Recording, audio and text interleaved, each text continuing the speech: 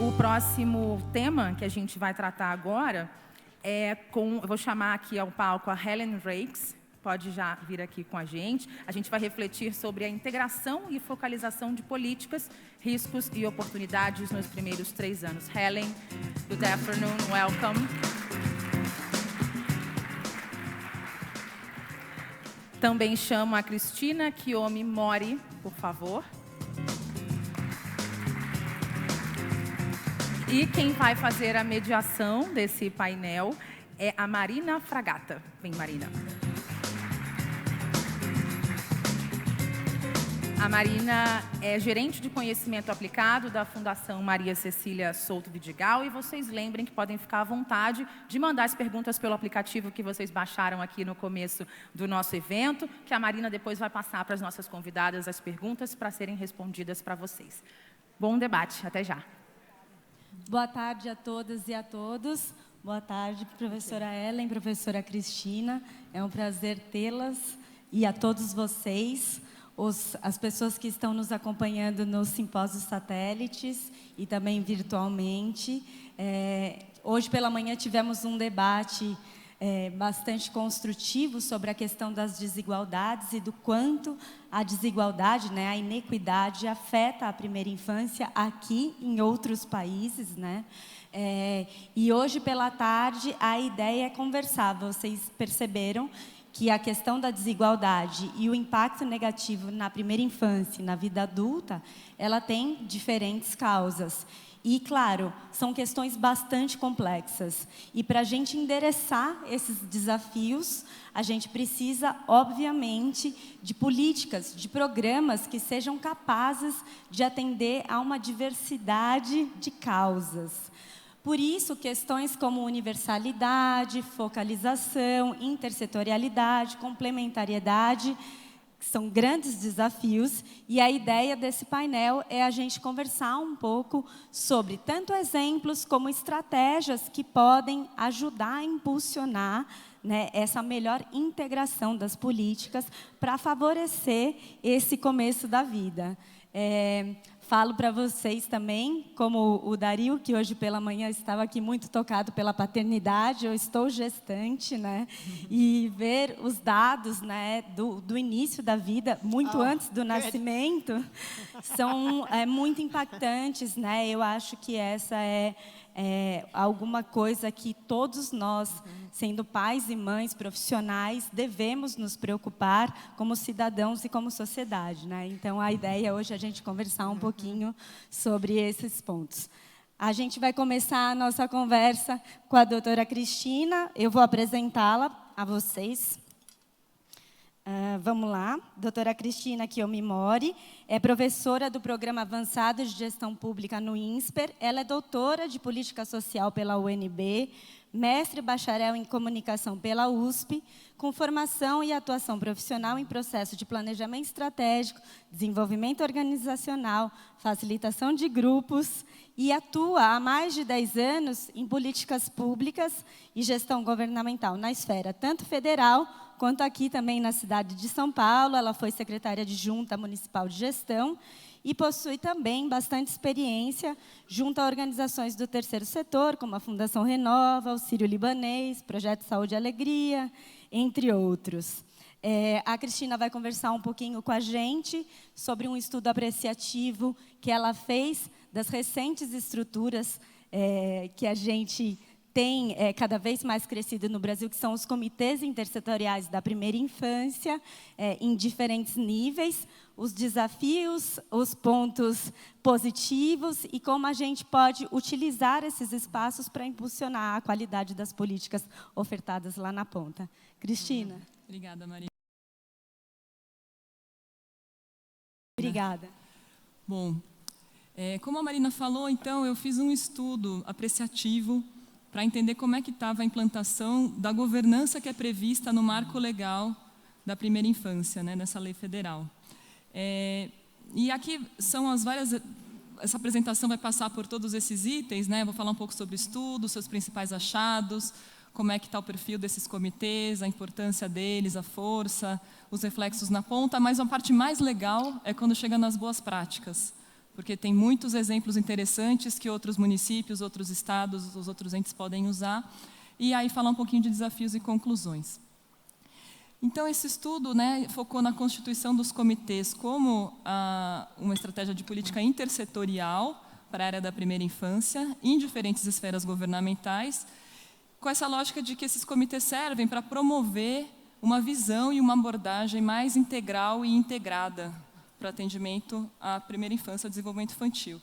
E o foco dele foram as boas práticas, né, e os desafios principais que esses comitês que foram analisados enfrentaram e que eles ainda enfrentam e que eles vislumbram importantes. A parte da intersetorialidade ela é importante porque quando a gente trata de temas complexos, essa fragmentação que normalmente as políticas públicas têm, então é a área da saúde, a área da assistência, a área da educação, cada um olha muito só verticalmente para a sua política e olha muito pouco para o lado, e como que a gente pode integrar essa ação para os lados.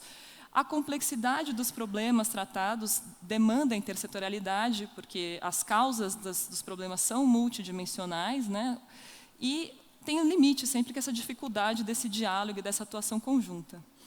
O estudo buscou ser apreciativo para não ficar focando nos problemas. Na verdade, o que a gente focou foi nos sucessos. O que foi bem sucedido na experiência desses comitês e que pode servir de inspiração tanto para eles mesmos comemorarem esses pequenos sucessos e crescerem a partir do que eles conquistaram a partir disso, como para os outros que podem se inspirar nessas práticas, né?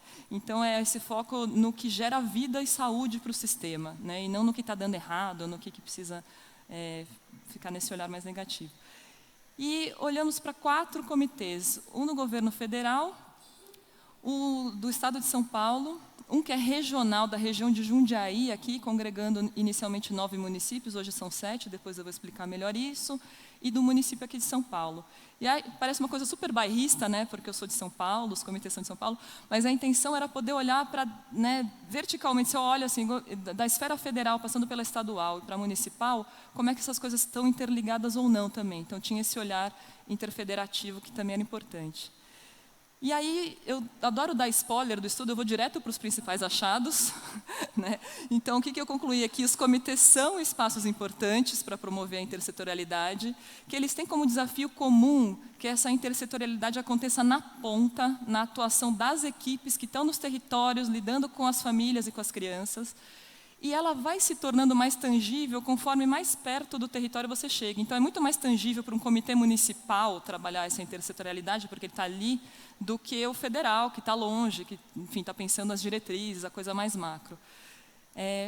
Dito isso, também é importante a atuação desses comitês e esse olhar intersetorial nessas várias instâncias, porque as diretrizes precisam contemplar a intersetorialidade e a governança e o apoio político também precisa acontecer em cada esfera para ir chegando mais perto do território, num país federativo como o nosso, certo?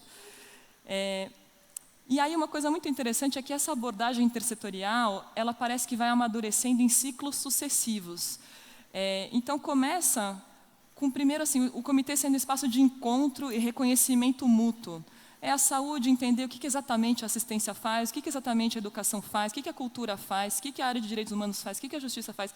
Cada um entender melhor o que o outro faz, porque no dia a dia está todo mundo focado nas suas caixinhas, nos seus problemas e não consegue ter essa visão. Às vezes eu acho que o pessoal da saúde faz tal coisa, daí quando eu escuto a pessoa da saúde falando é outra coisa.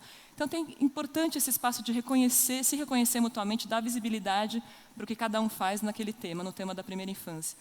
Quando eles começam a perceber isso, eu assim, poxa, mas isso que você faz, tem sinergia com o que eu faço, como é que a gente consegue fazer melhor se a gente fizer junto? Então, começa a perceber as possibilidades de ações intersetoriais, efetivamente, em que todo mundo contribui igualmente para que elas aconteçam, e começam a surgir essas ideias. Então, o que a gente pode fazer junto? O que a gente pode fazer junto? E colocam em ação alguma coisa desse tipo. Depois da ação, tem uma reflexão, isso gera um aprendizado, geralmente assim, isso aqui deu certo, isso aqui não deu certo, isso aqui a gente podia melhorar, e vai, então, para um aperfeiçoamento disso. Em geral, também, quando isso acontece, eles se dão conta de que, puxa, a gente estava olhando um pedacinho do desafio, agora a gente pode avançar mais um pouco. E aí surgem novos desafios que vão ser encarados. E aí, sucessivamente, você vai fazendo, promove novas ações, reflete sobre elas e vai aperfeiçoando, e esse ciclo vai girando várias vezes nos comitês, e é por isso que eles são tão importantes, porque eles são um espaço de encontro periódico e permanente dos vários setores que estão lidando com a primeira infância no território ou nas suas, né, diferentes esferas, e eles sustentam a intersetorialidade por causa disso. A outra coisa é que eles promovem várias estratégias para essas ações intersetoriais acontecerem, para essa visão intersetorial acontecer. Então, uma muito comum é a participação conjunta em oficinas, cursos ou planejamentos, ou seja, coisas que como esse simpósio, né? É um lugar que reúne pessoas, que tem conhecimento novo, e todas as áreas estando presentes, elas se apropriam desse conteúdo e dessa intersetorialidade de uma maneira mais tranquila. Outra coisa é uma constante troca de boas práticas, né? Então, alguém que é da saúde foi lá num evento de saúde com alguma nova evidência científica sobre a primeira infância, traz isso para o comitê, compartilha com os outros. Alguém da área da assistência conhece um programa que tem uma boa prática, traz essa boa prática e explica, e de repente o comitê faz alguma coisa com essa nova informação. E tem atividades conjuntas, e essas são as mais interessantes, que é quando as pessoas põem a mão na massa e fazem junto. Isso pode ser desde fazer o diagnóstico do território, um plano de atuação, como também pode ser um evento mais simples, pode ser a Semana do Bebê, a Semana Internacional do Brincar, mas que cada secretaria coloca um pouquinho daquilo que é a sua expertise e faz junto. E ajuda, inclusive, na organização, na logística, em convidar os participantes, cada um fica responsável por uma parte e se vêem realizando alguma coisa juntos. E, além disso, a produção de guias ou de materiais formativos que vão chegar lá na ponta. Então, são algumas estratégias que esses comitês usam.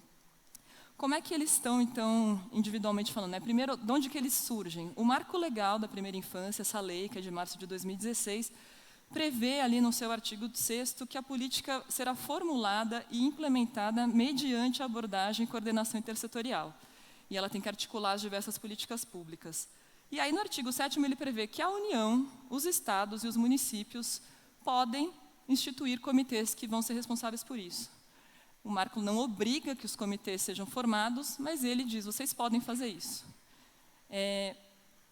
E também prevê a participação social, que é um item importante quando você está ali, principalmente mais perto do território. Bom, como é que foi, então, descobrir como é que estava cada comitê? Comecei pelo federal. Então, o federal, o comitê que está ativo é o do Criança Feliz, ele foi instituído por decreto. Ele, na verdade, teve a última reunião em agosto desse ano, e ele está trocando as nomeações, então está aguardando que sejam nomeados os novos membros, e ele tem uma reunião, a periodicidade de reunião dele é mensal. Quem compõe esse comitê é o Ministério da Cidadania, da Saúde, da Educação, dos Direitos Humanos e a Cultura, que virou uma secretaria especial do Ministério da Cidadania, mas tem um assento ali. A história do comitê, né, vou contar um pouco da história do comitê da política, né? O Marco Legal previa que podia ter um comitê da política e não de um programa específico. Ele não diz que não pode ter do programa, mas ele previa um geral. E esse comitê geral tinha sido instituído por decreto e previa a participação dos conselhos das políticas públicas também, né, de representantes dos conselhos. E aí, 2 anos para conseguir a nomeação desses membros, e aí veio um decreto que falou que não existiam mais comitês e conselhos que tinham sido criados por decreto, então ele acabou não se instituindo formalmente e permaneceu instituído formalmente o Comitê do Criança Feliz, que era o programa que estava em andamento e já tinha todas as nomeações. Só que como teve a troca de um monte de pessoas, os representantes que tinham sido designados, ele agora está recomeçando, digamos, a sua trajetória, mas já fez muita coisa até ele ser... até ele ter que suspender temporariamente as suas atividades. No estado de São Paulo, é muito interessante essa história, porque está escrito aqui bonitinho, né? O Criança Feliz tem um comitê, está ativo, ele se reúne mensalmente, ele tem o desenvolvimento social, a saúde, a educação, casa civil, cultura, justiça, e aí participação social tem o CONDECA, o Conselho do CAD Único, do Fundo Social de Solidariedade, a Fundação Maria Cecília e o CONSEAS. Aí sempre esse que está destacado em negrito é o que coordena o comitê, né? Então, no federal, a cidadania que coordena, aqui é o desenvolvimento social. Mas é interessante a história desse comitê daqui estadual, porque ele, originalmente, a ideia era ter criado um comitê do programa São Paulo pela Primeiríssima Infância, que já estava em andamento, era um programa estadual, já previa um comitê e era para ele estar constituído. Quando estava chegando na hora de instituir e assinar, o último secretário assinou lá o decreto para colocar ele ser publicado, veio a obrigatoriedade de ter um comitê do Criança Feliz. pelo programa, pela portaria do Ministério do Desenvolvimento. Então, eles resolveram, bom, vamos criar o do Criança Feliz, mas, recentemente, esse próprio comitê autodefiniu que a gente vai virar o Comitê da Política Intersetorial para a Primeira Infância. A gente não quer ficar restrito a um programa, porque perceberam que precisa juntar todos os programas e atuar coletivamente. E aí esse comitê tem também feito várias ações, depois eu vou detalhar melhor, mas eles já estão atualizando a matriz de cada secretaria, com todas as ações voltadas à primeira infância, para constituir o seu plano de ação posteriormente. A história do Regional de Jundiaí é muito legal. Ele foi instituído, na verdade, no primeiro piloto anterior à criação do programa pelo Estado mesmo. Eram 6 municípios que faziam parte de um projeto, São Paulo pela Primeiríssima Infância, e Itupeva era um município ali da região de Jundiaí que fez parte desse primeiro movimento.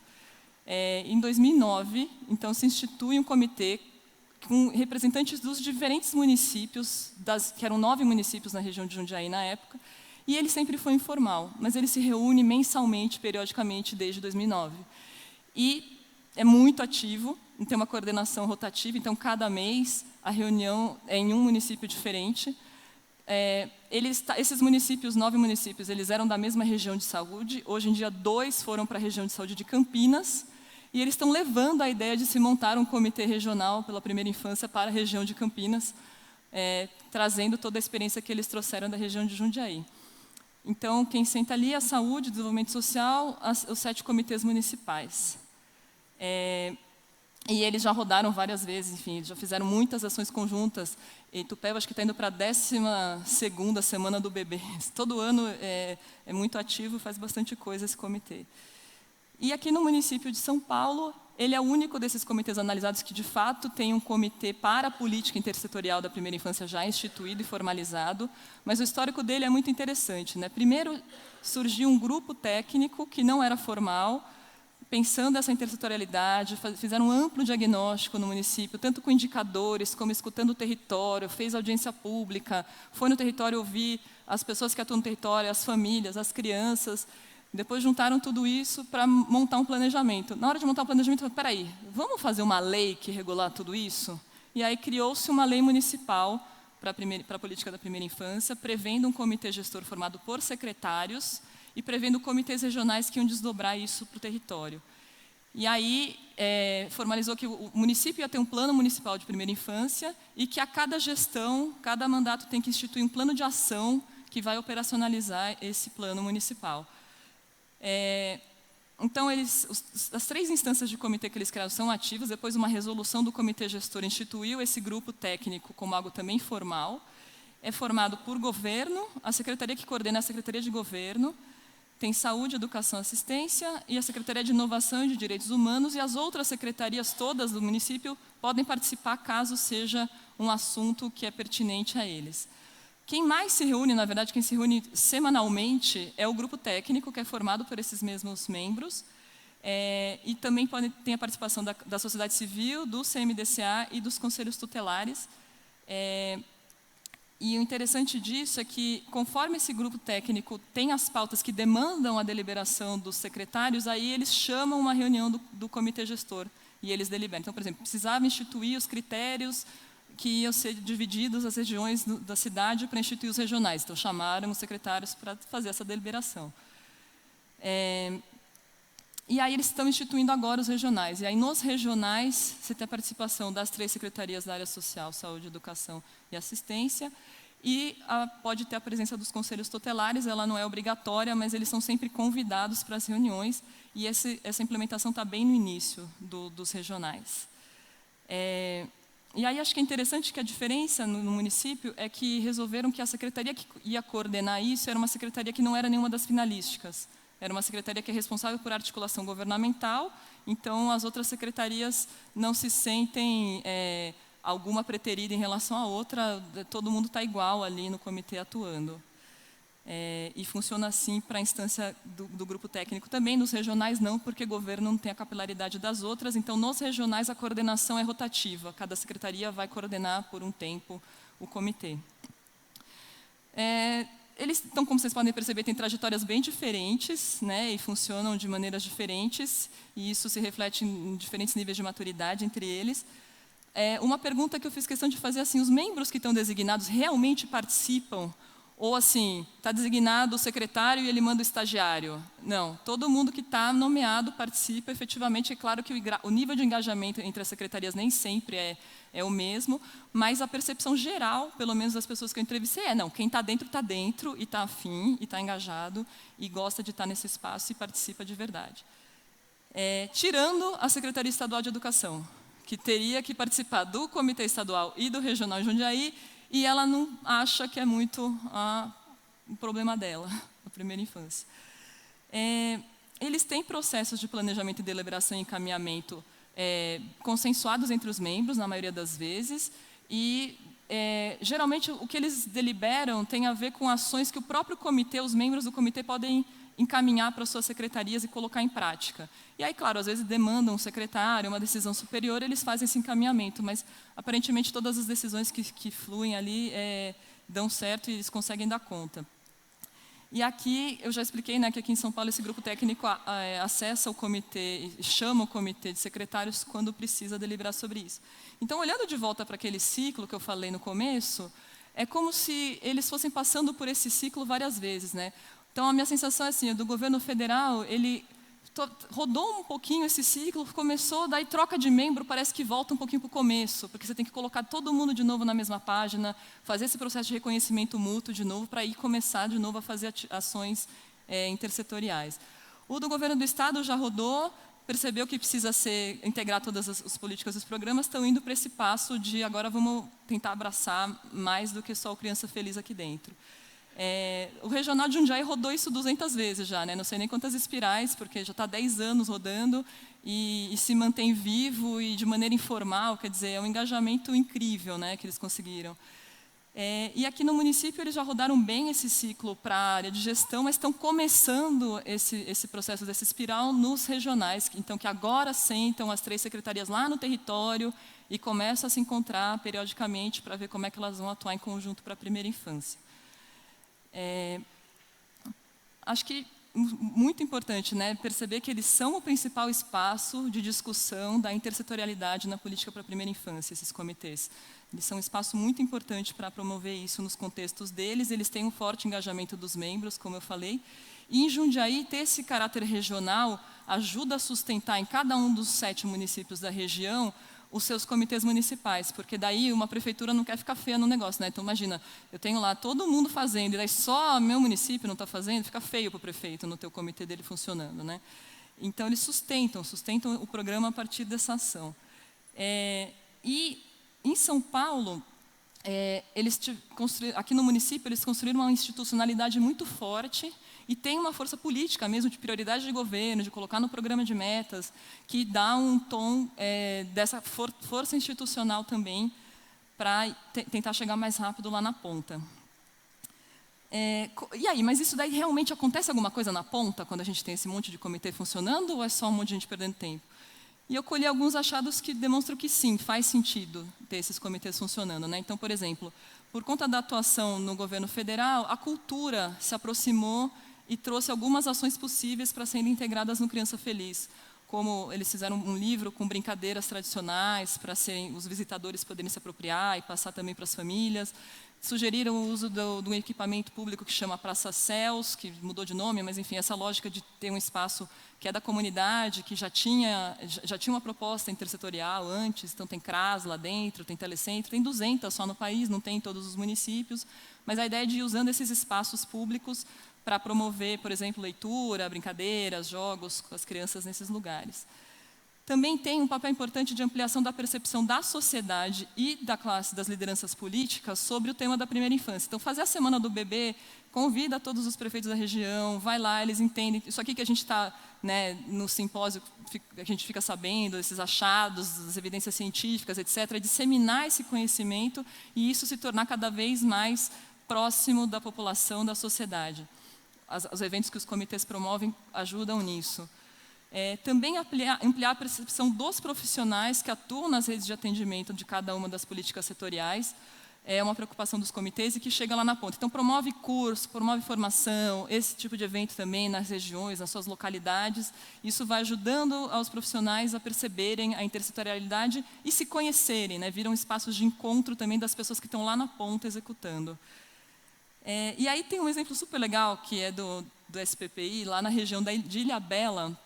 Eles conseguiram que as creches passassem a aceitar o leite materno, que a mãe leva e a creche dá o leite lá que ficou, que a mãe tirou, né, em casa, que era uma coisa que as creches não faziam, que queriam dar o leite industrializado, e daí ao tomarem conhecimento das evidências científicas, etc., passaram a aceitar isso como uma coisa que elas se entenderam dentro da intersetorialidade a partir disso. E outra coisa que eles conseguiram, isso aqui não foi só em Ilhabela, teve outros municípios que conseguiram fazer isso, acho que aqui em São Paulo também está começando. Mas em Ilhabela conseguiram conversar com os 2 principais empregadores da ilha para liberar os pais para as reuniões na creche. Então, foi uma iniciativa do comitê que conseguiu ter um resultado bem importante na ponta.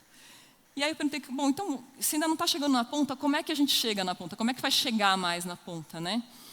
Primeiro, sensibilizar os prefeitos. Nos municípios que ainda não tem comitê municipal ou que não priorizam a primeira infância, tem um trabalho importante que os comitês podem fazer para fomentar isso. Depois, apoiar a integração nos comitês dos vários programas que são Na verdade, a gente tem vários programas intersetoriais previstos em muitos programas, né, tanto da saúde, como da assistência, como da educação, como da cultura, e ir trazendo todo mundo para um mesmo comitê. Depois, também apoiar a elaboração dos planos municipais para ter mais concretude. Tá bom, então como é que a gente vai fazer isso acontecer? Um desafio enorme de todo mundo é integrar bases de dados. Eu consegui olhar para a criança, porque tem o cadastro da saúde, tem o cadastro da educação, tem o CadÚnico. Como é que essas coisas se cruzam e eu consigo encontrar onde estão as crianças mais vulneráveis, em que território que elas vivem, quais são as equipes que atendem essas famílias e poder ir aperfeiçoando esse atendimento aí na ponta, né, para melhorar diagnóstico e intervenção. Outro percurso importante é formalizar o atendimento em rede. Então, não vir o visitador do Criança Feliz e fazer uma coisa que não dialoga, depois vai vir o agente comunitário de saúde e vai fazer ou a mesma coisa, e aí vão deixar de fazer alguma outra coisa.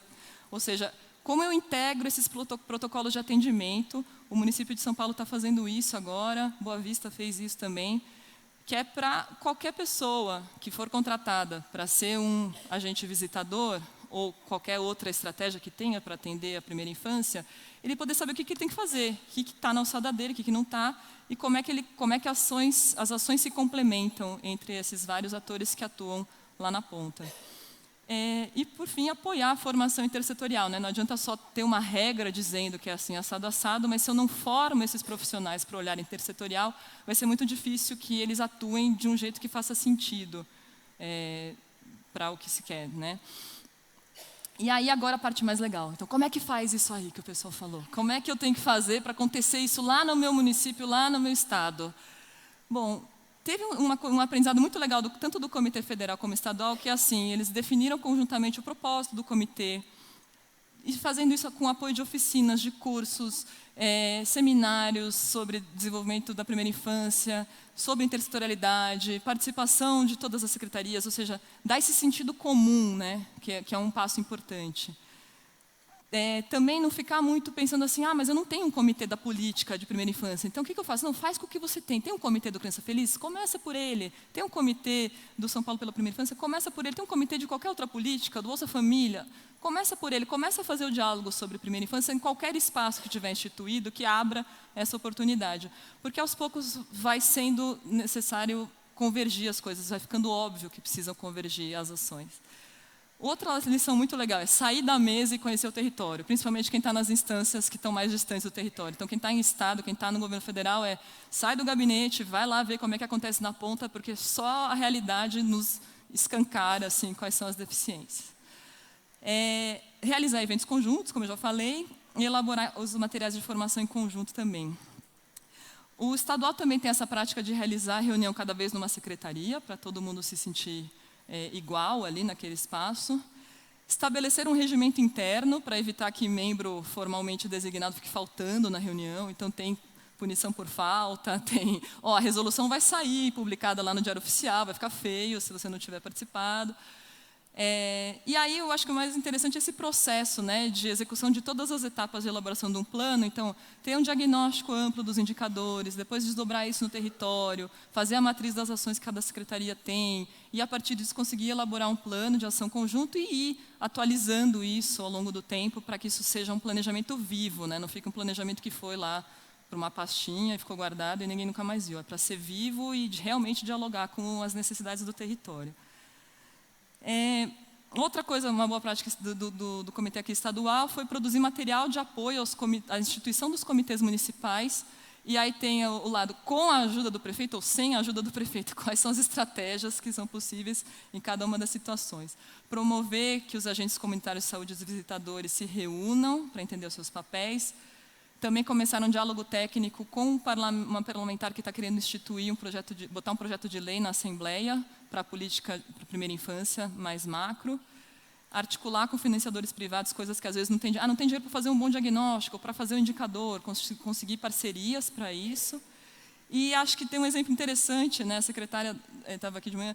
Produzir vídeo rápido que engaja as pessoas. Então, assim, o Criança Feliz ganhou um prêmio internacional, a secretária foi lá e gravou um vídeo, isso aí viralizou na rede de atendimento. Parabenizo toda a equipe do Criança Feliz pelo prêmio. Poxa, as pessoas ficam se sentindo parte daquilo, porque elas são parte daquilo, né? Então, dar visibilidade para isso é uma estratégia interessante também. O Comitê Regional, que é aquele de Jundiaí, ele tem representantes dos 7 municípios, sendo sempre um articulador e os 3 das áreas finalísticas. As reuniões também são cada vez num município. E aí tem uma coisa legal, que eles buscam fazer uma agenda com o prefeito ou com secretários que precisa desdobrar alguma coisa. Então, assim, faz a reunião de manhã no município e à tarde vai se reunir ou com o prefeito, ou com o secretário de saúde, ou com o secretário de educação, com quem estiver precisando, dar aquela pressãozinha, assim, que às vezes só os integrantes municipais daquele município não conseguem ter essa força. Então, assim, agora você vai se reunir com o Comitê Regional da Primeira Infância. Aí o cara abre a agenda, recebe e tal. Outra coisa interessante é que em cada reunião o município anfitrião apresenta uma experiência exitosa, apresenta uma boa prática, alguma novidade que é para ser atrativa a reunião, né? E aí isso se conecta com outro aspecto. Reuniões com acolhimento, em espaços interessantes, que sejam atrativas para os membros, que engajem os membros também. Ali já deu um exemplo, né? Já teve município que promoveu a reunião no zoológico, né? Num espaço diferente, num lugar que as pessoas não estão acostumadas a se reunir, para que ninguém deixe de ir.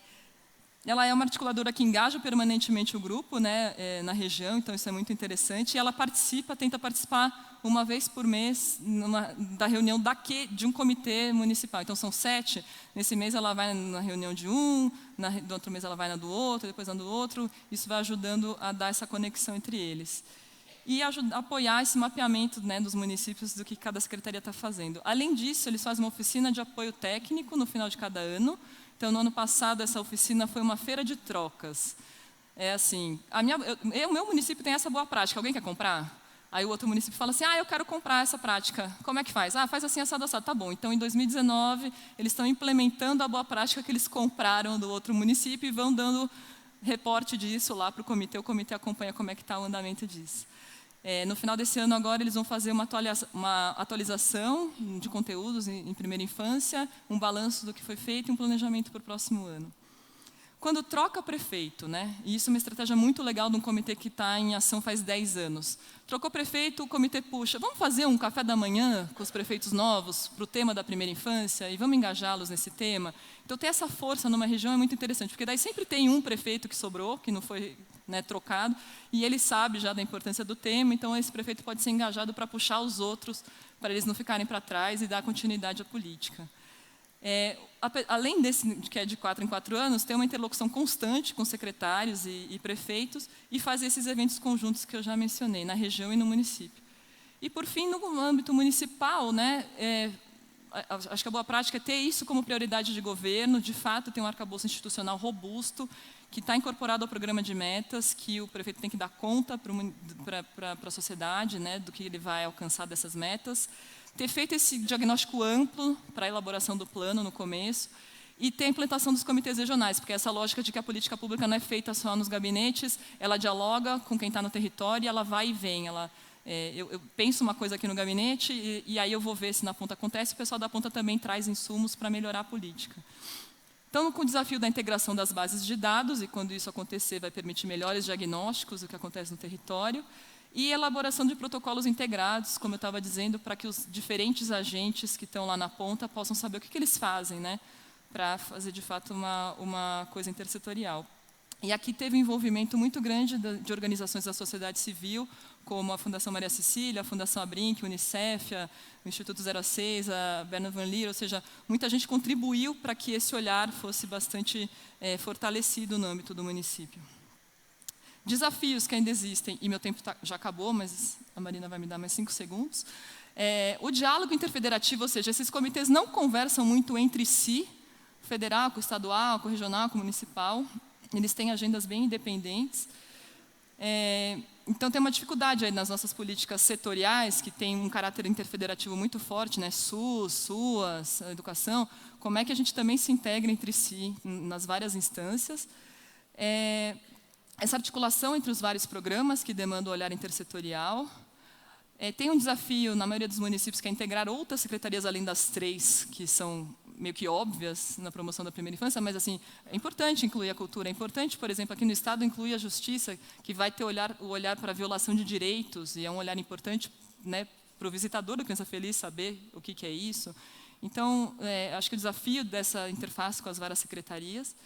Tem um desafio super importante, que é a organização orçamentária. Então, como é que eu coloco a intersetorialidade no PPA, no plano plurianual, e em cada lei orçamentária anual, para que as ações possam ser, de fato, conjuntas, senão o pessoal da saúde acha que estão roubando a verba deles para fazer um programa que também é da assistência, que também é da cultura, que também... Cadê o dinheiro que é de todo mundo e que a gente pode fazer ações intersetoriais? E aqui no programa de metas de São Paulo tem um objetivo, que é essa ação que é integrada, né, que tem dinheiro próprio para ela. A integração das bases de dados, e aí tem uma coisa importante que a gente está falando assim, esses que eu pesquisei são municípios que têm institucionalidade forte, né, e capacidade de execução grande. Mas 5.565 municípios brasileiros, nem todos têm essa capacidade. Então, como fomentar e fortalecer os municípios que não têm essa institucionalidade tão forte, para que eles possam fazer bons diagnósticos e bons planejamentos? Além disso, sempre buscar o reconhecimento político, né, dos prefeitos, dos secretários, de quem tem mandato, essa preocupação com a continuidade nas mudanças de mandato político, e tentar garantir que todas as secretarias se engajem, né, sempre um desafio. Além disso, né, quando a gente pensa as políticas ou os programas, né, pensar que sempre vai ter uma adaptação local e tentar buscar as boas práticas que cada localidade já tenha em relação ao tema. E promover essa mudança na prática. Então, como é que eu faço para que cada setor não se sinta com a sua autonomia ferida quando eu faço a intersetorialidade?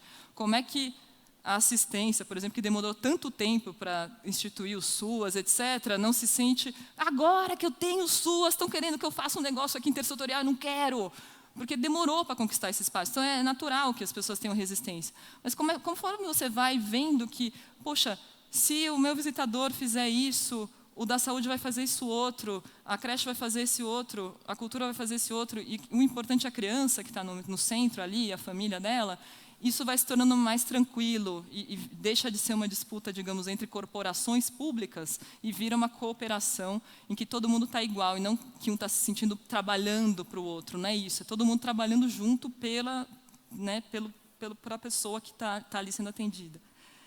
E teve também uma preocupação assim, vamos sobrecarregar menos as famílias? Tem não sei quantas visitas num programa, não sei quantas visitas do outro. Como é que a gente, promovendo esse olhar intersetorial, chega nas famílias de uma maneira mais tranquila, menos invasiva e talvez mais coerente com o dia a dia delas, né? E não interferindo demais no cotidiano da família, nem de menos, né? Acho que é um equilíbrio. Então, como conclusão é isso, assim, para amadurecer a intersetorialidade e efetivá-la, né, tem um peso relativo dessas 4 coisas. Leis e normas são importantes, a prioridade política é muito importante, o engajamento dos integrantes dos comitês e das equipes técnicas é muito importante, e ter um pulso de reuniões, os encontros serem periódicos e permanentes, porque isso vai ajudando a amadurecer e a efetivar essa intersetorialidade. É isso, gente. Obrigada.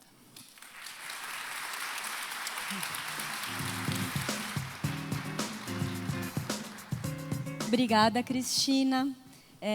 Eu estava aqui refletindo bem rapidamente que Por exemplo, o Marco Legal da Primeira Infância é uma legislação recente que traz esse desafio da formação dos comitês intersetoriais, embora em alguns lugares eles já existissem, né?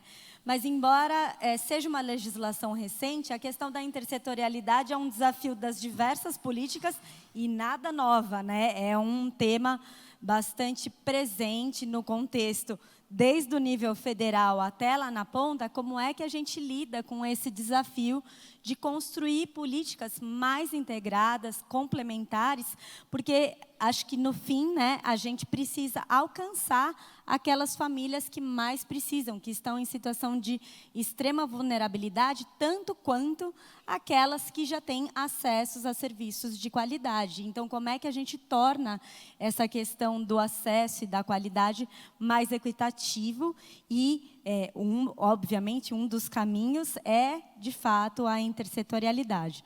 Outra questão, que é a focalização, vai ser discutida agora na sequência. A professora Ellen Reis vai trazer um pouquinho para a gente de exemplos concretos de políticas e de programas que, de alguma forma, endereçaram e superaram, né, os desafios que a Cristina apresentou aqui para a gente.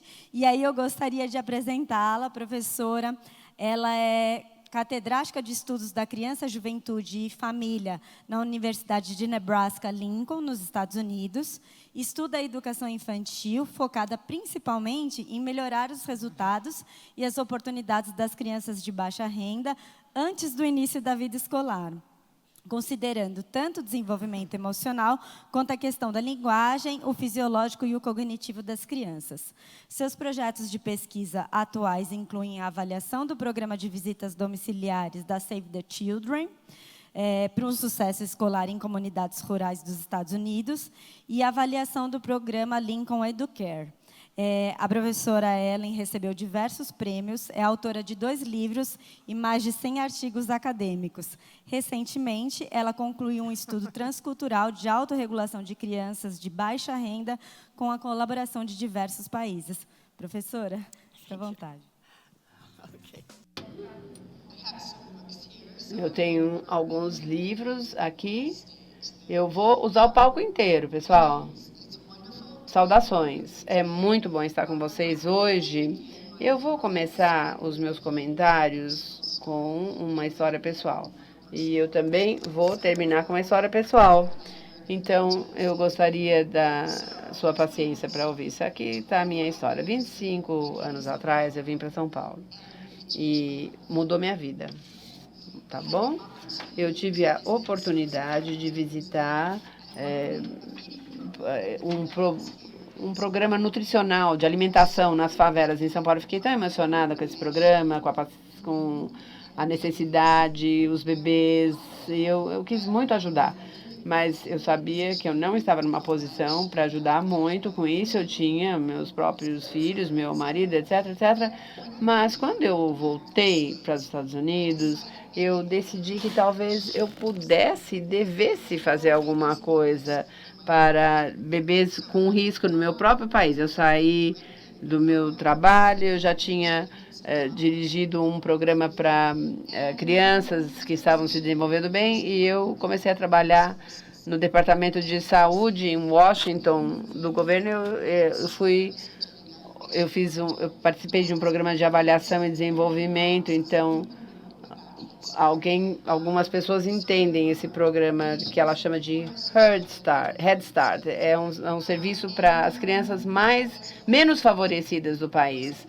Não foi fácil. Eu ia de Nebraska para Washington, para frente, para trás. Se você olhar o mapa, na verdade, é bastante longe, mas eu fiquei inspirada pelos bebês brasileiros. Então, talvez seja muito bom que 25 anos depois eu estou de volta aqui, mais uma vez pensando sobre bebês e crianças pequenas no Brasil. Então, a primeira vez eu não ajudei muito, não. Mas eu espero que eu consiga ajudar mais hoje. Mas o fato é que vocês estão me ajudando. Eu fiquei muito inspirada pelos seus comentários e pela estrutura do comitê que você mencionou. Então, eu acho que, em algum nível, todos nós estamos no mesmo barco e a gente possa ajudar aos outros. Bom, tendo dito isso, é isso que que eu preciso perfeitamente. Nós vamos falar sobre riscos e oportunidades e a minha fala vai ser bem focada em exemplos concretos, conforme a Marina falou. Eu quero realçar que as coisas que foram ditas no primeiro painel hoje de manhã, comentários incríveis, nós temos uma oportunidade tão grande aqui, numa época de vida que a gente sabe que as trajetórias estão sendo estabelecidas nos primeiros 3 anos, nos primeiros 5 anos, para o desenvolvimento do cérebro, a arquitetura do cérebro, desenvolvimento da linguagem, expectativas sociais, o que as crianças aprendem, se elas confiam, se elas são ameaçadas, se elas têm uma resposta adversa dos adultos, até aprender que o microbioma, as trajetórias também são estabelecidas durante os primeiros 3 anos de vida. Então,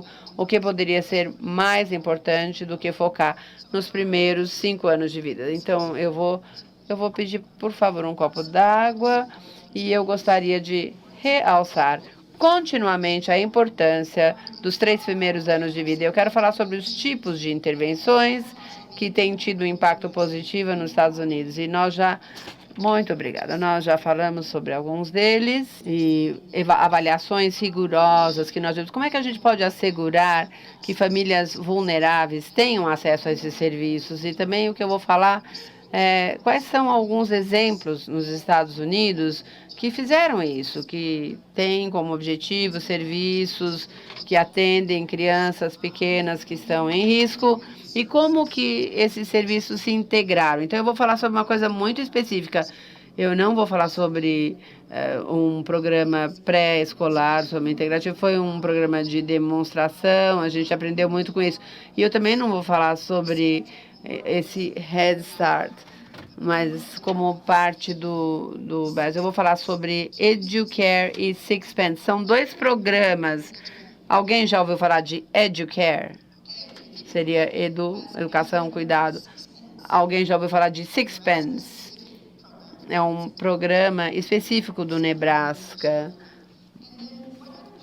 E quais são as políticas públicas para essas soluções intersetoriais? E quais são alguns dos desafios para a integração? E como é que a gente pode superar esses desafios? Bom, um pouquinho, nós já ouvimos falar sobre isso, então eu não vou falar tanto quanto eu poderia, mas a primeira coisa que eu tive que fazer foi falar sobre o impacto curto em bebês e crianças pequenas. Nós temos muitos estudos e programas para crianças de 3 a 4 anos, mas e os bebês?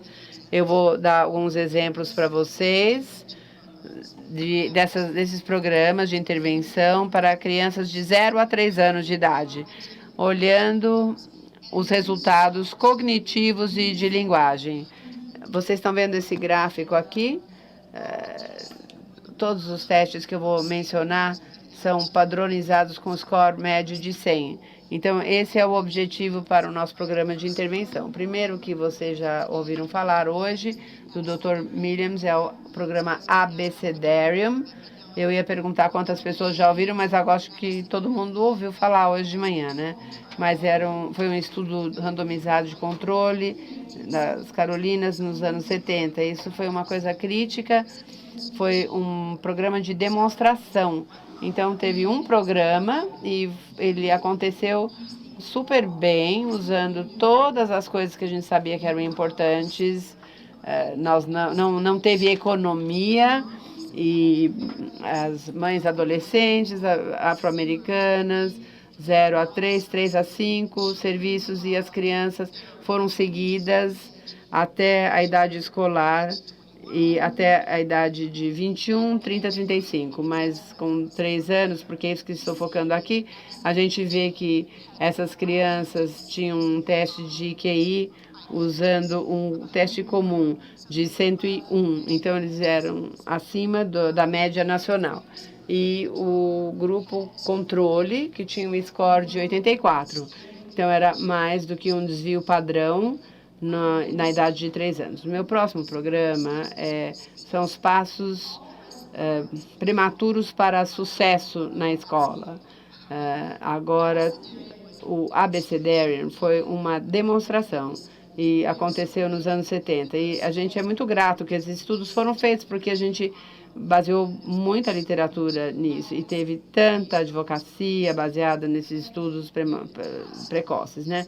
Mas o teste não é você pode fazer, mas o teste é você pode escalar isso, então vamos escalar.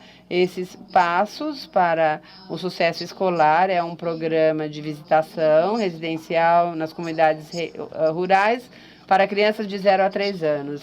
As crianças foram avaliadas depois de visitas semanais com um currículo baseado se eles sabiam ler e escrever. E tem um livro chamado Peabody, um teste de vocabulário. Vocês usam isso no Brasil? Alguns já conhecem. Então, eles tinham uma média de 98 com 3 anos. Esse programa foi feito só no idioma inglês. E o grupo comparativo teve mais ou menos 9,3. O próximo estudo, que é o estudo chamado Head Start, ou seja, ponto de partida, que foi o estudo onde eu estava trabalhando. Isso foi feito em 17 comunidades ao redor do país, ou baseados em residências ou no centro. Alguns escolheram uma combinação. Houve muitos resultados significativos. Esse teste Peabody de vocabulário também foi verdadeiro. As diferenças foram significativas. E o quarto programa se chama EduCare. 1 ano, ponto de partida plus, eu vou falar daqui a pouco, controle randomizado, 4 comunidades, e aqui nós vemos em 3 anos no PPDT, a mensuração da linguagem, 98 para o grupo de tratamento e 90 mais um desvio maior para o grupo controle.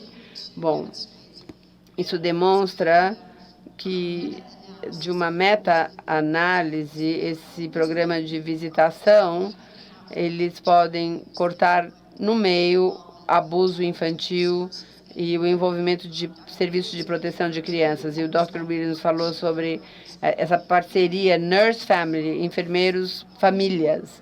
Nós temos muitos programas que têm tido um impacto positivo e a convergência é nessa área da redução do abuso infantil. Muito bem, isso era assim o pano de fundo. Também me pediram para falar sobre impactos a longo prazo. Nós já ouvimos referência a isso. Isso aqui agora eu vou voltar à demonstração de programa Carolina Abecedária.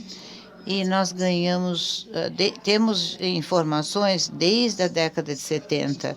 Então, com 21 anos de idade, essas crianças abecedárias eram 3 vezes mais prováveis de fazer um ensino superior. Eles tinham emprego e não eram pais mais tarde. Cada painel tem que falar sobre James Heckman, é um economista que ficou apaixonado pela primeira infância. E ele examinara não só o projeto Abecedário, mas também nos nossos estudos longitudinais da década de 70. E ele descobriu que existem resultados importantes de saúde. Então, vocês estão ouvindo falar mais uma vez desse programa, mas eu devo dizer que é difícil fazer esses estudos longitudinais. Acho que vocês sabem, né? São muito caros, é difícil encontrar as crianças e fazer o seguimento até a vida adulta. Então, nós somos muito gratos de ter tido esses estudos da década de 70. Bem, a outra pergunta que me perguntaram era o seguinte: bom, as provas já existem, né? Nós sabemos que as provas estão aqui. Nos Estados Unidos, nós não achamos que é importante hoje em dia ter demonstração para provar se nós temos um impacto ou não na primeira infância. A questão é, a gente consegue reproduzir, a gente consegue levar à escala, conseguimos colocar as crianças no programa que precisam estar no programa. Eu acho que são assuntos que vocês estão lutando com isso agora também. A outra pergunta é como é que nós podemos garantir que as famílias vulneráveis tenham acesso a serviços focalizados. necessidades, como ter as crianças certas no programa certo. Então, a primeira coisa que eu diria, minha primeira resposta, é que precisa fazer parte de políticas, precisa ser dirigido. As nossas políticas são de ponto de partida, antes da pré-escola. Mas também nós precisamos saber aonde essas crianças estão. E eu acho que isso já foi enfatizado com o primeiro orador de hoje. Aqui são 2 mapas do estado da Nebraska. Esse é o formato do meu estado. Nós estamos no meio do país. É de lá que eu sou. Então, as cores mais escuras é onde nós temos mais crianças em situação de risco. E do lado esquerdo é risco por causa de pobreza, e do lado direito que são crianças de risco por causa de baixo peso no nascimento. Nós temos muitos programas estaduais para crianças de risco no estado da Nebraska, mas será que os serviços chegam onde nós temos maior necessidade?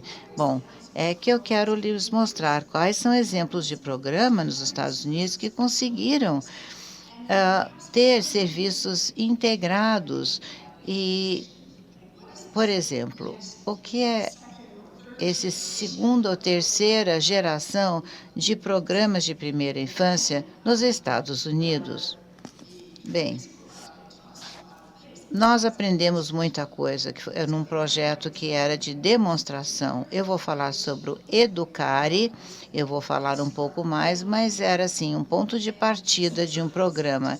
E 6 pence, que significa 6 centavos, que é só do estado do Nebraska. Educare é nacional, a nível nacional. Então, isso é espalhado nos Estados Unidos. E o que é Educare? O primeiro programa foi no ano 2000 na cidade de Chicago. Basicamente, em primeiro lugar, são programas de ponto de partida, que significa que é o primeiro programa para as crianças em maior nível de risco. É um programa federal, nós já temos 1 milhão de crianças que são atendidas por esse ponto de partida. O Educare leva a outro nível. O pessoal fala que o Head Start, o programa Head Start, que é ponto de partida, está fazendo um bom trabalho, mas não tem o impacto do projeto pré-escola. E se o Head Start, o ponto de partida, fizesse tudo o que eles sabem fazer, será que nós teríamos um resultado diferente? Então, o Head Start, o ponto de partida, se torna um programa Educare. Todos os serviços no Educares, Educares, nos 24 lugares, são tempo integral e o ano inteiro. É desde o nascimento até o jardim de infância. E o Head Start é para crianças de 4 anos, mas de recém-nascidos a bebês.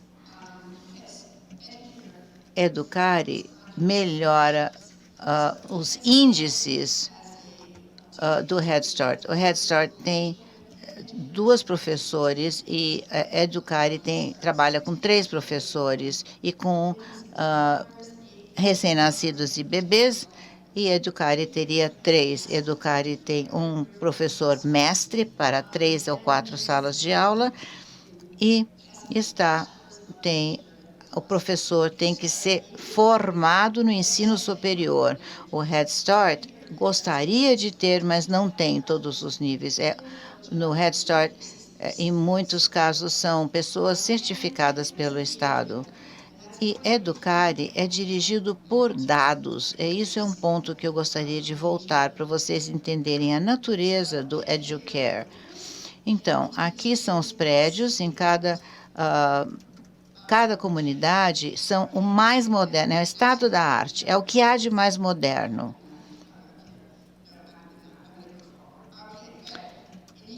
Em cada comunidade, um estado de arte de infraestrutura, um prédio ligado a uma escola pública local.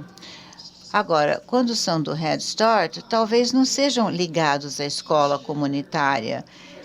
as características são a cultura local. Então, educar, por exemplo, nas tribos indígenas são muito diferentes do que você vê na cidade de Chicago, mas eles têm uma característica comum, eles refletem a cultura local. Cada Educare tem 150 crianças. Provavelmente vocês estão pensando, tudo bem, mas quem paga tudo isso, né? Bom, é o seguinte, alguém tem que pagar, né? As pessoas, o staff adicional. Há uma parceria formada com pessoas que investem em filantropia e PPPs são extremamente importantes. Subsídios, doações, tudo vem para o financiamento e parcerias com as universidades privadas e públicas. Eu disse que estão sempre do lado de uma escola pública, né? E também a organização de pais fica nas comunidades. As comunidades vêm para o Educare.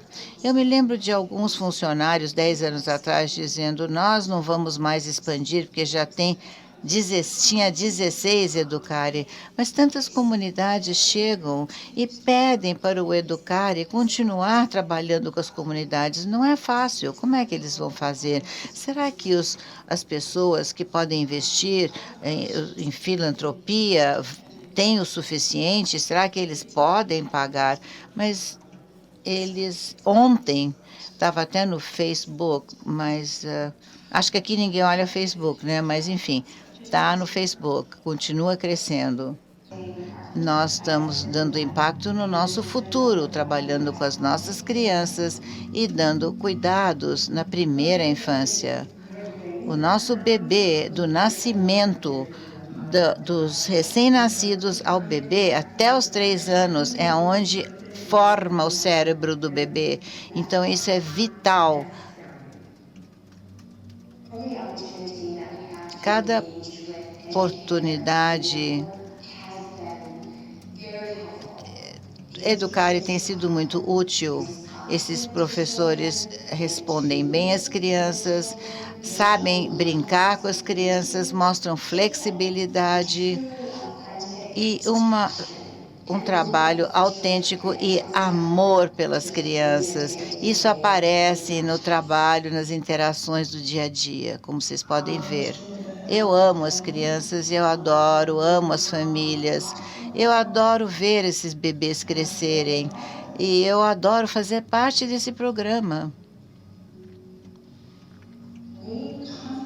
Nós constantemente procuramos oportunidades e maneiras para se relacionar com a criança e achar o melhor ambiente para eles e no nível de conforto deles. Os nossos professores se dedicam para entender cada criança.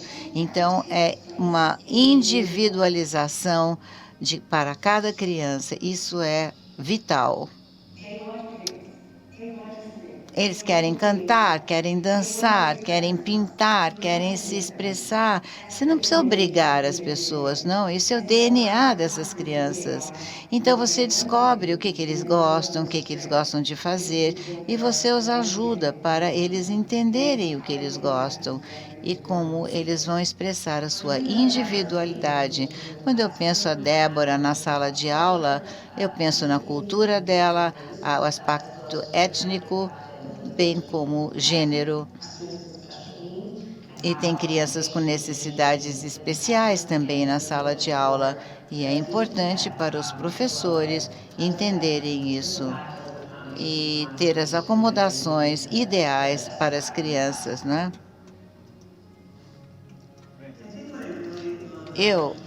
Quando fiquei sabendo do Educare, é preciso entender o que é e que essas práticas sejam implementadas na sala de aula e também a intenção de inovação. É importante isso. E que tipo de coisa nós podemos fazer para garantir que as nossas crianças têm a melhor início, ponto de partida na vida? Mas eu queria que vocês vissem como é uma construção, a infraestrutura do Educare. Agora vamos mergulhar um pouquinho mais profundo nas políticas. Esta é a declaração de visão e eu queria que vocês olhem, leem. A rede Educare vai provar que a pesquisa mostra que isto diminui o gap para as crianças que têm mais risco. A evidência das práticas e a especialização e parcerias dinâmicas vão ajudar que todas as crianças e famílias que estão em maior risco poderão ter acesso à primeira infância, uma educação nos primeiros 5 anos e que seja parte integral do sistema educacional da nação. Um programa, um lugar e uma plataforma. Servem 150 crianças em cada ponto do país. Como que um programa para 150 crianças em um estado, vocês vão me dizer? Como é isso garantia que os primeiros 5 anos vai fazer parte de um sistema federal para o país inteiro? Então, para isso, eu tenho que ir ao próximo ponto, que é compartilhar vocês. Educare é um programa, vocês viram as crianças, é um lugar, é baseado num lugar. E tem que ser uma coisa bonita, moderna. E é uma plataforma também. O que significa uma plataforma? Significa que quem projetou Educare, eles investiram. O fundo do Buffett, ele é um dos principais investidores, investiu em práticas que vocês viram, mas também eles investem em políticas e geração de conhecimento. Esses 3 braços são críticos para fazer as mudanças nas políticas da nossa nação. Eu vou mostrar mais um tema, conforme vamos vendo o que são essas características, é que o modelo lógico da Educare ensina utilização de dados. Então, daqui a pouco eu vou explicar como essa parte de utilização de dados funciona e depois isso é feito para desenvolvimento pessoal. Eu estava falando para vocês também que eles dão treinamento, substituição, garantindo ajuda aos professores, e nós achamos que é isso que leva a práticas mais elevadas com o envolvimento das famílias. E o objetivo é aumentar a realização e a prontidão das crianças para o jardim de infância, para o pré-escola. Agora, como que esses serviços são integrados? Bom, há parcerias, tem programas comunitários, todos precisam sentar juntos. Nós ouvimos uma descrição sobre os comitês da comunidade. Nós temos esse fundo do Buffett, que é um milionário americano, mas que dá muito para organizações filantrópicas. Não é o cara rico que se aposentou do petróleo, como o mundo do petróleo, como é no estado de Texas. Não. Às vezes, o comitê pode ser feito com executivos ou uma empresa que se torna o parceiro. Mas é preciso ter um parceiro forte. E isso vocês podem imaginar que cria muita polêmica. E também em universidades. Cada Educare tem um programa de pesquisa que é da universidade. E o financiamento, 50% vem do Head Start, mas o resto tem que ser levantado. Pode ser fundos de primeira infância, subsídios da Child Care, doações e assim. Para começar, o Head Start é um programa multissetorial de 2 gerações. Os professores trabalham muito com especialistas, então a integração a nível local. Depois, os outros 3 pontos é muito importante para o tema. A rede de aprendizado de primeira infância, a orientação, treinamento, captação de recursos. E depois há uma rede de pesquisa voltada à prática, e tudo isso é ligado a esforços nacionais. Este é o aspecto de plataforma da Educare. Então, esses filantropos e pessoas que dão os fundos, e esse executivo, no caso, a Fundação da Universidade de Nebraska, vão trabalhar junto com esse fundo do Buffett. Eles têm uma aliança para sucesso, que é um grupo de defensores que trabalham com o Conselho de Governadores, por exemplo, e o fundo de 5 primeiros anos, que é da primeira infância, está em Washington, D.C., na capital, mas todos juntos têm sido realmente fundamentais. Eu acrescentei este slide. Eu não sei se eu vou ter tempo de falar sobre tudo isso, mas eu queria que vocês soubessem sobre a pesquisa que nós tivemos. Muita gente falou aqui sobre dados. Então, eu gostaria de dizer que nós estamos usando os dados muito diferente de outros. Todo mundo da Educare participa e coleta dados por um estudo de implementação. Então, a gente mede a linguagem de cada criança, dados emocionais dos pais também, e cada sala de aula fica observando, fazendo uma escala da classe, mas isso é só a primeira parte. Todo mundo tem um feedback imediato. Você faz uma avaliação da classe de manhã, o feedback chega à tarde, não é um ano depois. É à tarde, e o plano de desenvolvimento é baseado nesta resposta imediata. E esse ciclo de melhoria contínua é característica de como os dados são usados. Então, isso acontece a nível da sala de aula, os professores recebem feedback sobre a avaliação das crianças, os pais podem ou não receber, depende dos professores que vão decidir, baseado no tipo de pai e mãe. Depois tem os programas e depois volta para o Educare. Essa é a primeira metade. Do lado direito, vocês podem ver que nós estamos fazendo estudos de inovação. Nós estamos participando em 2. Nós temos 13 sites que estão fazendo um trabalho mais experimental sobre a disfunção, a professora mede fidelidade de sala de aula, 14 locais estão trabalhando com ciência. Vocês já ouviram falar de Ready Rose? É uma intervenção parental, é um app, uma intervenção para pais. Uma vez por semana, os pais recebem um link para um vídeo de 2 minutos só, que mostra um formato de linguagem, talvez uma interação cognitiva. Sabe, o que dizer ao seu filho quando você vai ao supermercado, por exemplo? Milhares de crianças participam nisso. Agora, nos 0 segundos que eu tenho para falar, eu vou lhes falar sobre Sixpence. Sixpence significa 6 centavos. É um programa totalmente diferente, é de 0 a 3 anos. Vou passar rapidamente. É modelado do ponto de partida. Alguns dos programas são de visitas domiciliares e outros são atendimentos em centros. Então, 25 comunidades da Nebraska, mas o que é único sobre Sixpence é o seguinte, PPPs, tem uma diretoria e tem uma doação de 60 milhões de dólares, 40 milhões vieram de estados, e eu, se tivesse tempo, adoraria contar para vocês, 20 milhões veio de iniciativa privada, 40 milhões de fundos imobiliários estaduais e 5% das despesas a cada ano.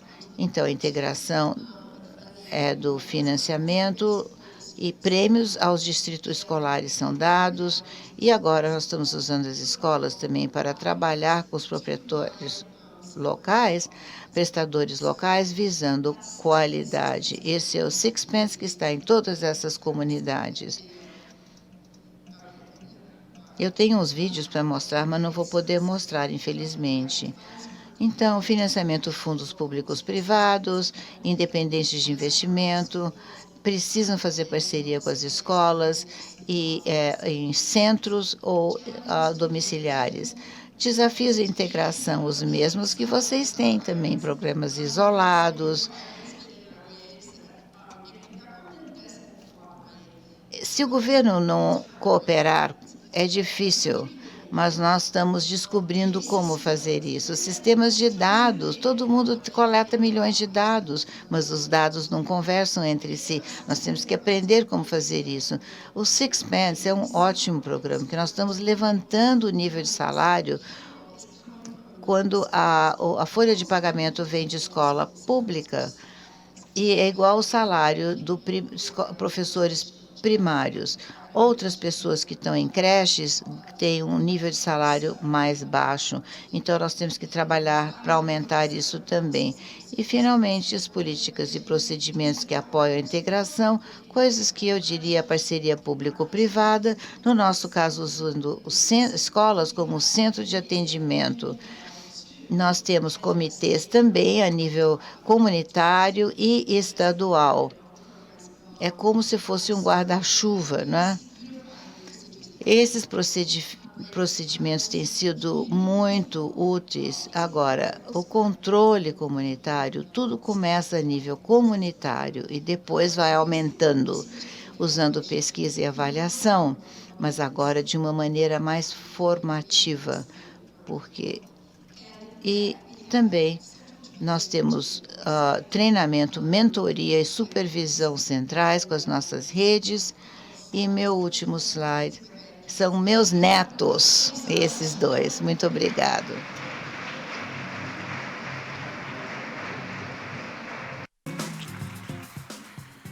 Obrigada, professora Ellen. Eu tenho aqui já algumas perguntas para compartilhar com vocês, tanto da plateia quanto dos simpósios satélites, mas eu queria conversar brevemente sobre os 2 pontos que nós abordamos aqui, né?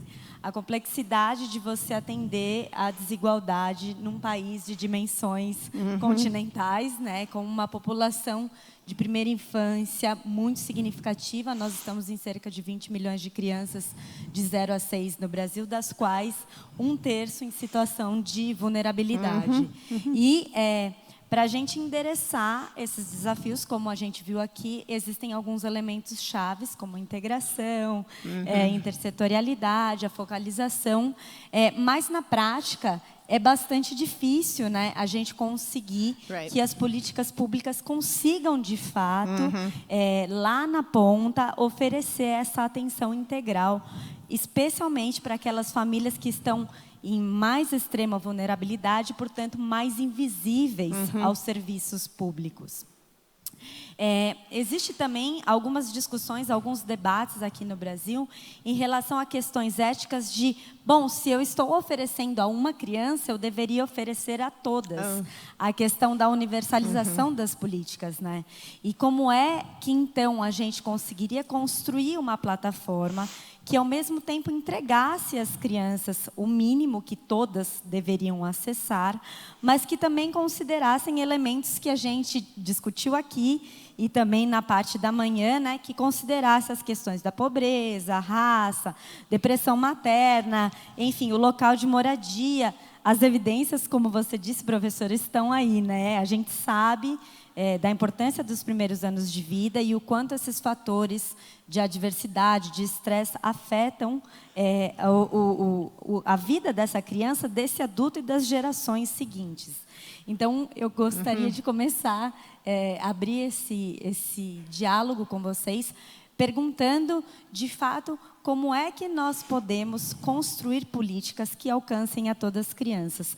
Professora Ellen, você trouxe aqui, talvez o caminho não seja um único modelo, um único serviço. Você falou de home visiting, de center-based, até de app para acessar essas famílias, né?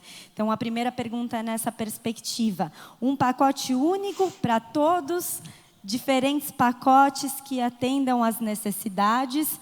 E, nessa perspectiva, uma pergunta que eu também queria trazer conectada a isso os comitês têm se preocupado com essas questões, né? Os desafios de governança, engajamento, às vezes eles se sobrepõem à discussão da prática, né?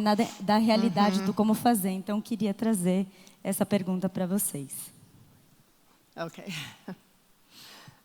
Okay, I'll begin then. Então, eu vou começar. É uma pergunta muito importante e nós passamos anos só provando que a gente consegue. Agora nós sabemos que nós podemos ser eficazes. E o que eu estava dizendo numa outra palestra, há poucas semanas atrás, para os serviços da primeira infância, nós estamos documentando, eles ganham 3 pontos com os seus pares. A resposta não é simples. Você não pode começar com a criança já tem 4 anos, fazer um blitz na comunidade e achar que você pode dar uma virada. Não. É um investimento a longo prazo. Eu acho que existem várias chaves para isso.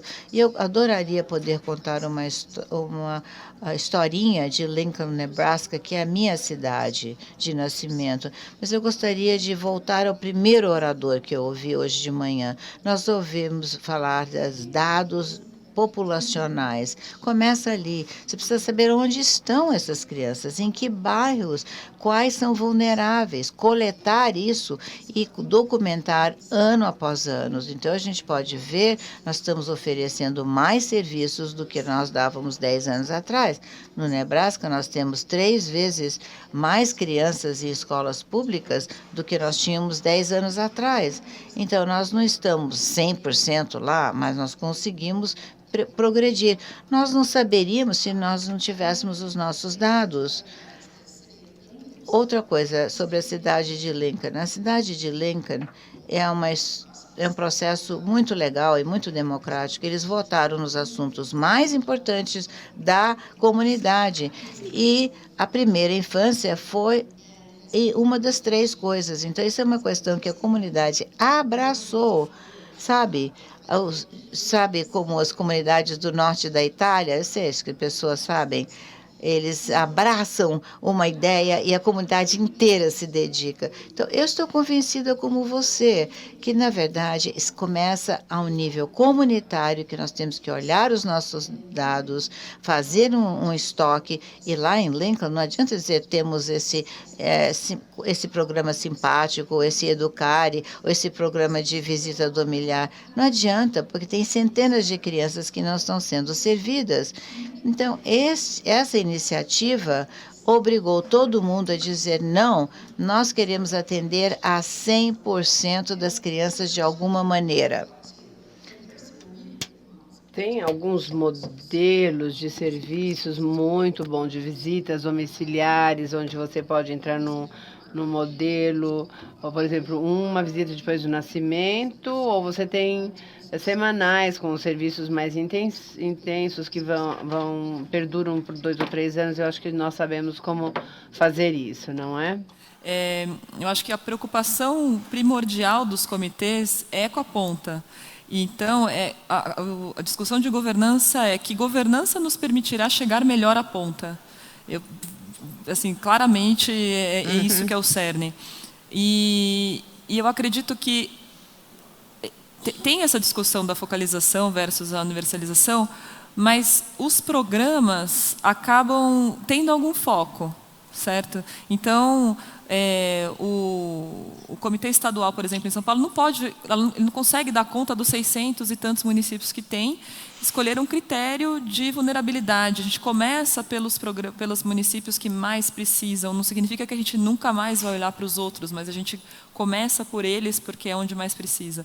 O município de São Paulo faz os comitês regionais em todas as regiões, mas está cruzando os dados do CadÚnico para encontrar onde estão as famílias que mais precisam, cruzando com os dados da saúde, cruzando com os dados da educação, para saber que escola essa criança frequenta, que UBS ela vai, como é que eu posso integrar melhor isso lá em cada região. E aí tem uma coisa valiosa que eles trazem, que, por exemplo, na Zona Sul aqui de São Paulo, como já tinha um conjunto de organizações lidando, porque são áreas que historicamente têm mais vulnerabilidade, a participação dessas organizações que já estavam atuando no território é muito interessante, porque elas já tinham informalmente constituído alguns espaços assim de encontro, e o Comitê Regional vem institucionalizar e dar potência para esse conjunto de ações que já estava, de certa maneira, indo para as regiões mais vulneráveis. Mas acho que nenhum dos comitês tem a intenção de só estar preocupado com a população mais vulnerável. É que ali se prioriza então o município de São Paulo também priorizou as regiões que tinham não vou lembrar exatamente o critério, mas assim, são 32 comitês regionais, mas 10 ou 17, sei lá, estão nas regiões que mais precisam, e nesses eles começam olhando primeiro para esses lugares.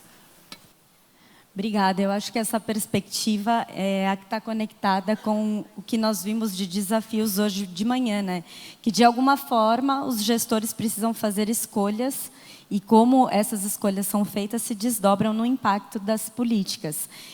A questão da vulnerabilidade, de fato, tem sido uma prioridade, talvez o começo do caminho, né? Por onde eu inicio. Então, se eu tenho um problema tão desafiador e tão complexo, como é que eu inicio essa trajetória para conseguir alcançar, né, as populações mais vulneráveis, sem perder de vista a importância de você ofertar o mínimo, né, para todas as crianças brasileiras. Bom, eu queria trazer aqui, a gente tem algumas perguntas.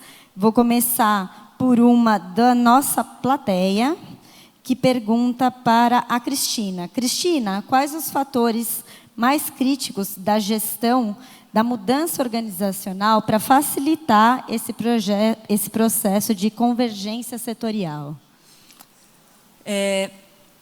Talvez quem saiba responder melhor isso é cada contexto, né?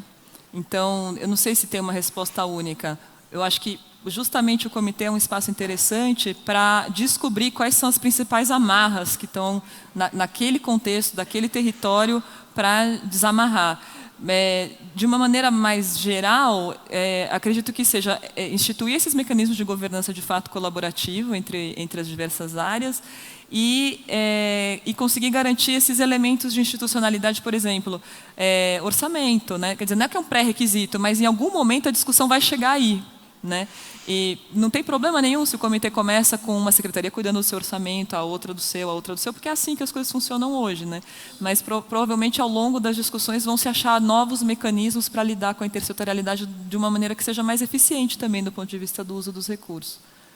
Obrigada. Acho que isso está bastante conectado com o que você trouxe num princípio. Ao fazer a análise dos formatos dos comitês, a gente de fato percebe que existe aí uma diversidade, né, de como nasceu, de como está performando, como se reúne, quais secretarias estão envolvidas. E talvez não exista, e provavelmente não um caminho único, né, mas sim esse esforço conjunto de diferentes setores que, de fato, entendem as evidências e entendem que a primeira infância é, sim, uma prioridade dentro daquela agenda, né, de governo e que isso pode transformar a realidade daquele território. Então, te escutando falar, talvez este seja o principal ponto, é reconhecer a importância da intersetorialidade para o desenvolvimento da primeira infância. E isso, quando fica evidente, os atores se mobilizam para que possa ser concretizado um atendimento melhor. Perfeito. Agora a gente tem aqui uma pergunta para a professora Ellen Rakes, do Simpósio Satélite. Professora, você deu excelentes exemplos de como os serviços integrados nos Estados Unidos podem proporcionar impacto positivo no desenvolvimento de crianças.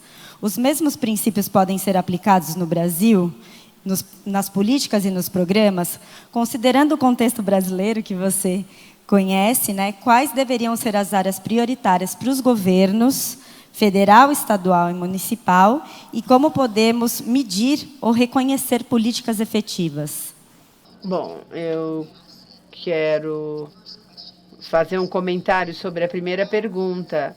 E isso foi como é que a gente proporciona serviços para crianças de todos esses níveis diferentes. A gente usa um modelo de pirâmide que integra muitos serviços. Bom, no nível mais baixo são serviços para todo mundo. Então, cuidados com as crianças, cuidado com a saúde, programas para a paz. Depois, a próxima camada são aquelas crianças mais vulneráveis. São, por exemplo, aquelas que não têm necessidades especiais. E no topo, são aquelas que têm necessidades muito especiais. Por exemplo, crianças que sofrem abuso. Então, a gente procura ter serviços em todos esses níveis. Algumas pessoas dizem, mas estou no topo da pirâmide.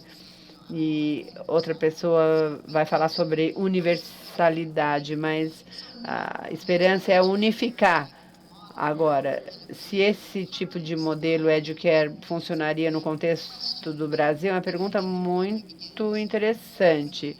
Aí você veio federal, regional, comunitário. Eu sou uma advogada de estudar e fazer do nível da comunidade, depois ir trabalhando para cima. Mas precisam ter alguém que está investindo, parcerias. Eu amo a sua estrutura de comitê, é uma coisa muito bacana.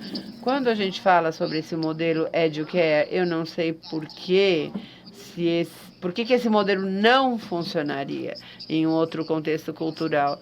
A verdade é que não foi implementada em nenhum outro contexto que não fosse os Estados Unidos, mas em muitos contextos diferentes. A Nebraska é uma área que vem muitos refugiados. Nós temos crianças de 18 países na área de Chicago. Os pais são, na maior parte, hispânicos. Depois nós temos americanos nativos. Então, tem muitos contextos diferentes. Cristina, mais uma pergunta chegando aqui da nossa plateia, que diz sobre, além da resistência já existente à questão da intersetorialidade, há questões que de fato impactam essa agenda, como, por exemplo, o tempo, os esforços e os recursos que cada setor já precisa despender para rodar suas próprias políticas. Como superar esses desafios que também estão presentes no dia a dia do gestor público, não só dos técnicos que estão lá na ponta dos serviços? Sim. Acho que a melhor forma de enxergar isso é entender que esse investimento, digamos, inicial, de eu estou fazendo alguma coisa a mais ao ir buscar a intersetorialidade, ele, em algum outro momento, ele se paga, entre aspas, ele volta, porque na hora que eu coloco todo mundo na mesma mesa e começo a perceber a complementariedade do que cada área pode oferecer para a outra, isso no médio prazo me tira trabalho. Porque uma parte do que eu faço, talvez outra área já esteja fazendo, outra área possa fazer melhor, e isso vai me permitir remanejar os recursos que eu tenho, para seguir atendendo tanto as prioridades setoriais como as prioridades intersetoriais. Mas, de fato, no início demanda esse esforço mesmo, porque vai parecer que eu estou, nossa, mais uma demanda, eu já não consigo mais dar conta das minhas. Mas, no médio prazo, é enxergar que isso, na verdade, gera um aumento de eficiência e eficácia. Perfeito. E aí, para encerrar, a gente está falando bastante das questões e dos desafios de integração setorial e de focalização. Mas eu queria fechar com vocês perguntando quais os benefícios, os ganhos de envolver os usuários e as próprias famílias na construção dessas políticas. Ou seja, além de quebrar as barreiras setoriais, como é que a gente traz a perspectiva do usuário e o que isso pode agregar em termos de valor e resultado. Eu acho que continuamente a gente tem que conversar com eles, a nossa pesquisa não deve ser sobre eles, mas com eles. Precisamos ouvir as suas vozes na mesa de pesquisa, e eu vou dar para a minha parceira também a oportunidade de responder isso, mas eu queria adicionar que nos Estados Unidos, no ponto de vista da saúde, a Academia Americana de Pediatria tem sido muito ativa, setando padrões. É realmente uma iniciativa de cima para baixo, mas se seu pediatra local for um membro da academia, ele vai fazer tudo o que eles estiverem recomendando atualmente. Bom, nosso tempo terminou. Queria muito agradecer, professora, doutora Ellen, doutora Cristina, e agradecer a todos vocês e a participação dos satélites e das conexões virtuais aqui, trazendo perguntas para enriquecer o nosso debate. Obrigada. Thank you.